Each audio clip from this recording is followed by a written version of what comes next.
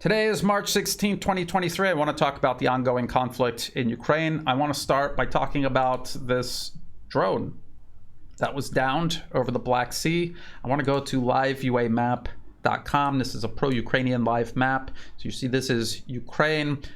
In red is territory held and also claimed by Russia to be Russian territory. That includes Crimea, which has actually been Russian territory since a referendum in 2014, and this is where they're placing the incident, although we can't be sure exactly where it is. That's just where this particular live map is placing it. And what does it say? It says video of Russian Su-27 fighter jet colliding with MQ-9 drone as it attempts to spray fuel on it. View from the drone's camera shows two passes by Russian jets. And indeed, when you look at the footage, you are going to see these two Russian warplanes flying very close to the drone, and one of them does eventually make contact, most likely accidentally. This really isn't something you could do on purpose without damaging your aircraft, and you could damage it in a very unpredictable way. There's no predictable way to make contact with a spinning propeller regarding the resulting damage. So it was most likely an accident, but they were most certainly there to intercept the drone and to disrupt it. The United States claims that this is being done in international airspace. But what the drone is actually doing in international airspace, I think, matters. The United States, the self-proclaimed leader of this international rules-based order, has predicated much of its military aggression around the world, not just in international airspace and waters, but also in the sovereign territory of other nations, predicated on upholding U.S. interests, not even national security concerns, just U.S. interests. In this case, the United States admits that it is collecting intelligence and passing it to Ukraine. A lot of this is done by US satellites, but it's also in part done by drones exactly like this. And when you think about it, collecting intelligence is a key role of an army in the middle of an armed conflict. They are carrying out this role on behalf of Ukraine. They are participating in the conflict, collecting intelligence about your opponent. That is part of the conflict. The US is doing that for Ukraine. They are a participant in this conflict. This drone was participating in the conflict when these Russian warplanes intercepted it. It was not an innocent passage. Now, it crashed somewhere in the Black Sea. The US does not have naval vessels in the Black Sea. They will not be able to recover the drone. Russia may recover the drone.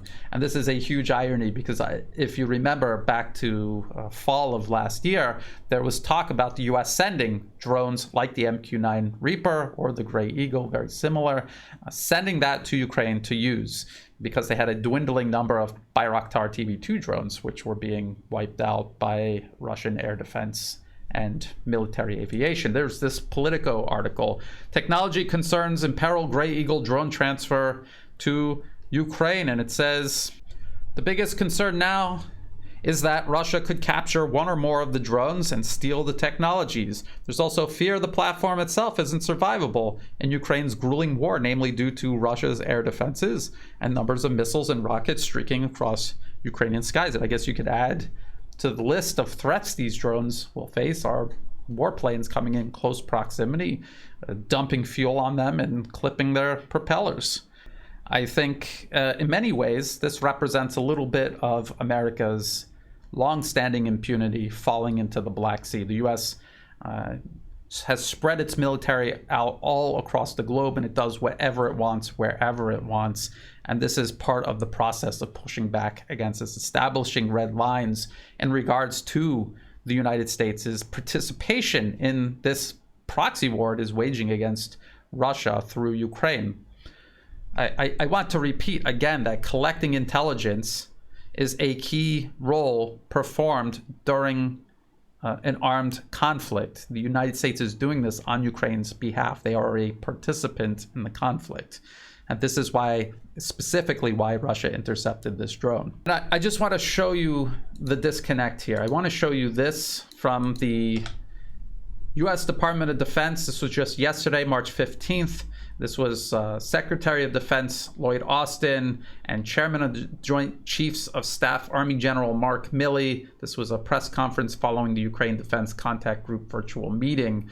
And this is what General Milley said about this incident. He says, "The fact that we operate in proximity to each other is not particularly unusual, and we do try to establish deconfliction channels in order to make sure that our forces are physically separated and we don't have incidents like this. But there's a pattern of behavior recently where there's a little bit more aggressive actions being conducted by the Russians. We think we haven't completed our analysis as to why that's happening. There were some incidents earlier with the British and some other nations as well. So there's a pattern of behavior going on here, and we have to figure out exactly what the way ahead is." And I think the best way for them to figure out the way ahead would be to think about how they themselves would react if Russian or Chinese drones were coming this close to the United States, gathering information and then passing it to a hostile party engaged in armed warfare with the United States. How would they feel about that? And then they could use that to kind of shape their policy in regards to these drone flights that they are carrying out as part of this proxy war. They also talk about Bakhmut because they open the floor to questions from the media, and the media is asking about Bakhmut. And Secretary Austin claims that Bakhmut is largely symbolic. But we've gone over this many times before. Maybe it'll be useful to go back to the map. So if we look along the line of contact, again, the Dnieper River here forms the westernmost edge of the line of contact. That is a natural defense barrier that Ukraine is unlikely to cross. They're most likely going to launch their spring offensive. Well, people are suggesting they're going to launch their spring offensive in the Zaporozhye area to try to cut this land bridge between Crimea and the rest of Russia. And then, of course, all along the line of contact in the Donbas region, there's fighting from Vuhledar to Avdiivka, right outside Donetsk city. You can see an encirclement developing here. And up here is Bakhmut, where Russia holds half of the city already, and they are in the process of encircling the rest of it. They're also kind of in the process of encircling Chasiv Yar, which is the fallback position for many of the Ukrainian forces leaving Bakhmut. And then, of course, we can see Russia continuing to spread out from Soledar in all directions, including north towards Seversk, which is one of the last fortified cities along this defensive line. And then there's the Oskol River and Ukrainian forces in this area in between the river and the Russian lines of defense. And that is the line of contact. Bakhmut is a pivotal battle because Ukraine has openly, politically committed itself to defending it to the very last moments. And to do this, they're committing huge numbers of men and equipment. And the question really is, what is the quality of these soldiers and this equipment? Are they diverting trained manpower and equipment that they were supposed to use for their upcoming spring offensive? That is the question. That is something we have to constantly read reports to figure out.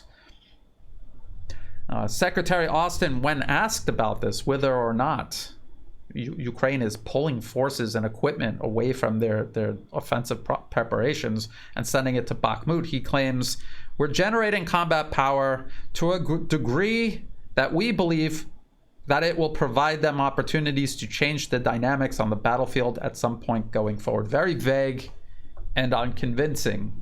And to add to that, maybe we should take a look at this Washington Post article. Relatively recent, March 13th, 2023. Ukraine short of skilled troops and munitions as losses, pessimism grow. Does that sound like enough manpower and equipment is being generated to not only hold Bakhmut, but also carry out this offensive? I don't think that it does. And let's see what the Washington Post has to say. The quality of Ukraine's military force, once considered a substantial advantage over Russia has been degraded by a year of casualties that have taken many of the most experienced fighters off the battlefield, leading some Ukrainian officials to question Kiev's readiness to mount a much-anticipated spring offensive. So this directly contradicts what Secretary Austin was saying during that press briefing, and also General Milley. The Washington Post continues. It says U.S. and European officials have estimated that as many as 120,000 Ukrainian soldiers have been killed or wounded since the start of Russia's invasion early last year, compared with about 200,000 on the Russian side, which has a much larger military and roughly triple the population from which to draw conscripts. But as I've pointed out many times before, and as even pro-Ukrainian sources now, like this from the Kiev Independent, public data suggests over 16,000 Russian soldiers have been killed during the first year of all-out war. This is from March 4th, so just earlier this month. So 16,000 Russian dead. This is according to a BBC and Media Zona ongoing investigation, analysis, and count. That is a far cry from 200,000 casualties being claimed by U.S. officials. As a matter of fact, considering that the U.S. itself is admitting that Ukraine is suffering over 100,000, almost 200,000 casualties, it seems to suggest that there's a ratio of 1 to 10. One Russian soldier for every 10 Ukrainian soldiers who perish in this conflict. Again, when you look at what the Pentagon is admitting to regarding Ukrainian losses and this investigation by the BBC and Media Zona into Russian losses, because when they say 200,000 Russian losses, they never qualify it. They never substantiate it with any evidence. They don't explain it. And when you read this article from the Washington Post and you look at what they're claiming is going on the battlefield, there really is no way that the Ukrainian military is in this shape and following this trajectory and still somehow inflicting more losses on Russia than they themselves are suffering. It's just simply, it's impossible. So there's a 10-to-1 ratio in Russia's favor, and Russia has said from the beginning this is about demilitarization. It's not about taking territory. This is a war of attrition, and the numbers are and have been working in Russia's favor all along. The Washington Post continues. It says, an influx of inexperienced draftees brought in to plug the losses has changed the profile of the Ukrainian force, which is also suffering from basic shortages of ammunition, including artillery shells and mortar bombs, according to military personnel in the field. The most valuable thing in war is combat experience, said a battalion commander in the 46th Air Assault Brigade, who is being identified only by his call sign Kupol, in keeping with Ukrainian military protocol. A soldier who has survived 6 months of combat and a soldier who came from a firing range are two different soldiers. It's heaven and earth. And there are only a few soldiers with combat experience, Kupol added. Unfortunately, they are all already dead or wounded. And I was just listening to this podcast episode by War on the Rocks, How to Think About Bakhmut and a Ukrainian Spring Offensive, and it features Michael Kaufman. He's a Ukrainian-born, US-based analyst over at the Center for Naval Analyses. This is funded by the US government, by the way. And he's talking about how all of the troops, the Ukrainian troops trained by NATO over the last 8 or 9 years, they are mostly gone. They are dead or injured to an extent where they are no longer able to fight. The vast majority of them are gone. So that is very grim, and the Washington Post even says, such grim assessments has spread a palpable, if mostly unspoken, pessimism from the front lines to corridors of power in Kiev, the capital. An inability by Ukraine to execute a much-hyped counteroffensive would fuel new criticism that the United States and its European allies waited too long until the force had already deteriorated to deepen training programs and provide armored fighting vehicles, including Bradleys and Leopard battle tanks. And as I've explained many times before, these are things that take years to do. So there was no way, even if the US from the very beginning, February last year, if they began deepening these training programs and preparing to send tanks, it would never have been done in time because it takes years to integrate. I was just talking about the Bayraktar TB2 drones that Ukraine used to have. They don't have anymore because it did them no good. Took them years, 2 or 3 years, for them to integrate just that into their fighting capabilities, and it still did them no good. So what about something much more sophisticated, like a tank that requires, for a Western main battle tank, 4 crew members who have to not only coordinate their actions together to operate just that individual vehicle, but they have to work together as a platoon, a company, a battalion, and a brigade. Not going to happen, not in that time frame. The Washington Post goes on and says the situation on the battlefield now may not reflect a full picture of Ukraine's forces because Kiev is training troops for the coming offensives separately and deliberately holding them back from current fighting, including the defense of Bakhmut, a U.S. official said, speaking on the condition of anonymity to be candid. What kind of training are those soldiers separate from what's going on the battlefield? What kind of training are they getting? Because Ukraine was doing this ahead of the Kharkov and Kherson offensive.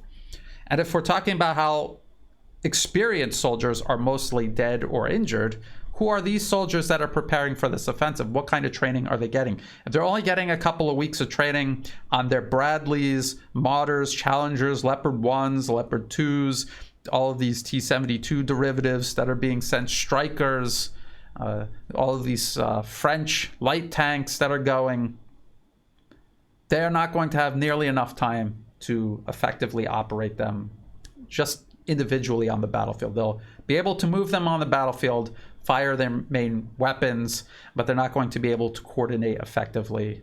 It's going to be as bad or worse than the Kharkov or Kherson offensives because now they're operating equipment that they are not familiar with. During Kharkov and Kherson, they were still operating Soviet-era equipment that they had years and years of experience operating, maintaining, sustaining on the battlefield.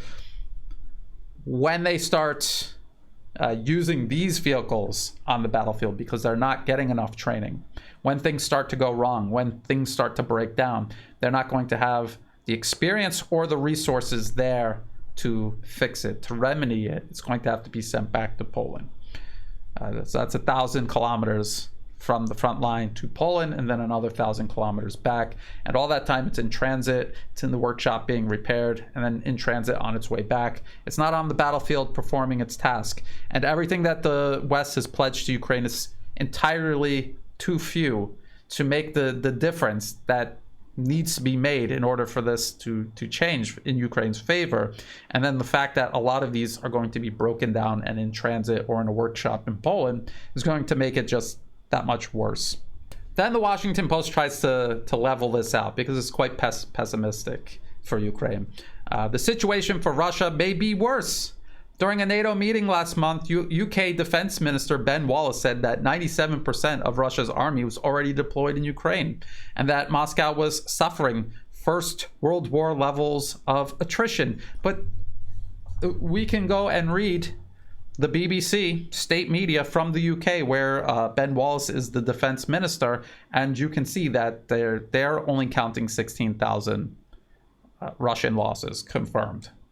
So this is war propaganda that they are using to try to cover up how bad things actually are so that they can push this forward a little bit further. Then the article goes on and it's talking about Kopol, this battalion commander that they mentioned earlier, and it says he was speaking out in hopes of securing better training for Ukrainian forces from Washington, and that he hopes Ukrainian troops being held back for a coming counteroffensive will have more success than the inexperienced soldiers now manning the front lines under his command. There's always belief in a miracle, he said. Either it will be a massacre and corpses, or it's going to be a professional counteroffensive. There are two options. There will be a counteroffensive either way. And if you watch Scarlett Nixon during his live stream go over this particular Washington Post article, he said that hope ain't a plan. And a miracle is what you're praying for when you don't actually have a plan. I'll put the link to that video in the video description below. And he makes a very good point. And we hear more of this talk, not just from a desperate commander on the front line, but we're hearing this from policymakers. and officials among Western governments talking like this. This battalion commander wishing for better training from Washington. Training takes time, and it's time that Ukraine doesn't have. They simply don't have time. And I'm going to get into this training here in just a little bit. Here. Before that, I want to talk about what the Washington Post has to say about his particular battalion. So he says his unit withdrew from Soledar in eastern Ukraine in the winter after being surrounded by Russian forces who later captured the city. Kupol recalled how hundreds of Ukrainian soldiers in units fighting alongside his battalion simply abandoned their positions even as fighters from Russia's Wagner mercenary group pressed ahead. After a year of war, Kupol, a lieutenant colonel, said his battalion is unrecognizable. Of the 500 soldiers, roughly 100 were killed in action and another 400 wounded. That's 100%. They say, leading to complete turnover. That's 100% casualties. Kupol said he was the sole military professional in the battalion, and he described the struggle of leading a unit composed entirely of inexperienced troops. So when you're reading this from the Washington Post, it makes perfect sense why Russia is encircling Bakhmut, taking Soledar. It makes perfect sense why that's all happening versus the stories that we're hearing elsewhere about human wave attacks by Wagner simply overwhelming Ukrainian troops fighting. The Ukrainian troops have no experience. They have, well, we'll get into this also, no weapons and ammunition. This is why they're falling back. This is the problem. Washington Post goes on and it says Britain is also training Ukrainian recruits, including about 10,000 last year, with another 20,000 expected this year. The European Union has said it will train 30,000 Ukrainians in 2023. So over the entire year, about 50,000 troops will be trained. In less than half a year, that's what it'll take for all of those troops to be wiped out. So they're not even training them at a level that will replace their losses. And we've gone over the training program that they're getting. It's just a couple of weeks long. It's a crash course. It doesn't even qualify as basic training for, say, the U.S. Army or U.S. Marines. And that's not even counting additional combat training or infantry training. What they're describing is a problem that has no solution. And they do not have the time to train up troops that can turn the tide. They don't. They simply don't have the time. They're giving these troops these crash courses and they're sending them to die on the battlefield. No amount of weapons or ammunition that you give to troops who simply aren't properly trained is going to make any difference. But the problem is they don't even have any weapons or ammunition either. This is something else that they talk about.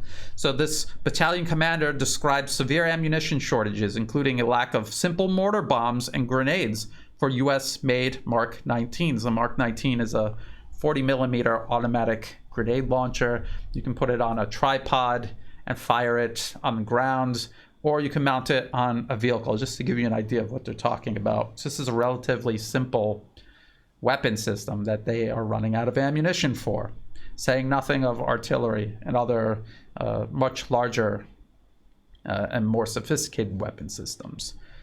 It continues, Ukraine has also faced an acute shortage of artillery shells, which Washington and its allies have scrambled to address, with discussions about how to shore up Ukrainian stocks dominating daily meetings on the war at the White House National Security Council. Washington's efforts have kept Ukraine fighting, but use rates are very high and scarcity persists.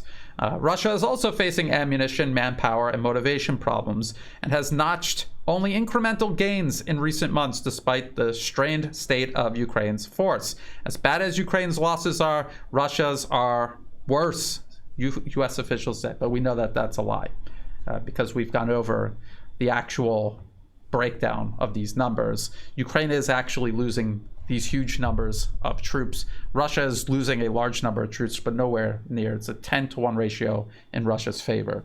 And in terms of ammunition, every article that I've read from the Western media talks about how lopsided and how much more intense Russian artillery fire is to what Ukraine can answer back with. So again, it's just war propaganda to make it seem that it's not as bleak. Maybe Ukraine still has a chance, so they should just keep pushing forward, because the US really doesn't know how to end this. They can't just say, well, they lost and we should end this. They want to push it for as long as possible and for as long as profitable. Maybe get a couple more contracts on the books before all of this collapses. When they talk about Russia's incremental gains, it's Russia approaching this incrementally and not trying to grab huge swaths of territory out in the open like Ukraine has been trying to do. That's the reason why they're conserving their combat power. That's why they are wiping out many more Ukrainian troops and their equipment than they themselves are losing. That is the whole point of fighting it this way, so that they can maintain their combat potential while they eliminate Ukraine's. That is exactly what the Washington Post is telling us is happening. People reading the Washington Post now, reading this article now, might still have the sense that there's some hope. Look, things are even worse for Russia, so there's still some hope there. But they're not going to think about how drastically the whole narrative has shifted from Ukraine, a military being bolstered by Western military support, its army getting bigger. It's going to be bigger now than it was when the special military operation began. And they're fighting this deteriorating, incompetent, and crumbling Russian military. The narrative has been slowly turning around until it's almost virtually the exact opposite, where the Russian military is getting stronger. They mobilized 350,000 additional troops. They brought them in. They haven't even been committed to the fighting yet. They're bringing in all of these tanks. They're expanding artillery shell production. Their artillery shell production was, from the very beginning, larger than the West's.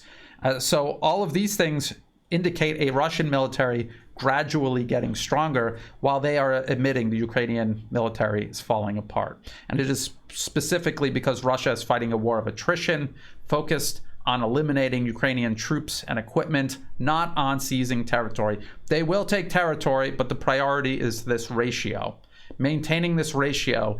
And if counter-offensive is launched at Bakhmut and Russian commanders feel that they may lose large numbers of Russian troops or large amounts of equipment, if they might be encircled, they will withdraw, because their goal is to maintain that ratio. That ratio is what is causing this catastrophe, this catastrophic collapse of Ukraine's fighting capacity that we're watching unfold in slow motion. So these are all things to keep in mind and keep an eye on. I would say this situation around Bakhmut, the way that it develops, is going to give us clues about just how much Ukraine does have held in reserve for this counteroffensive. Since we don't know the disposition of Russian or Ukrainian troops for certain, we should make no assumptions. We should not assume that Ukraine does not have the ability to carry out a very significant spring offensive or even a significant offensive in and around Bakhmut. But when they do carry it out, how it unfolds is going to give us clues about Ukrainian and Russian troop disposition. So these are things we have to keep an eye on. And also this escalation between the US and Russia directly, as Russia starts establishing red lines, constraining America's incremental approach to gradually getting itself more directly involved in what is still more or less their proxy war against Russia through Ukraine. So if you thought this video was useful, please like and share. Think about subscribing. It's free to do. It helps the channel grow. Check the video description below for other places you can find and follow my work. I've also listed all of the links that I referenced in this video. There are also ways in the video description below where you can help support my work. I don't monetize my YouTube channel. If an ad pops up, feel free to skip it because it's not helping me out at all. If you do want to help support my work, please do so through Buy Me a Coffee and also Patreon. And to everyone who has been helping out, whether it's one-time donations, month-to-month donations, or even if you're just helping share my work with others, I greatly appreciate all of that. That all helps tremendously. It's what makes this work possible. So thank you again, and as always, thank you for watching.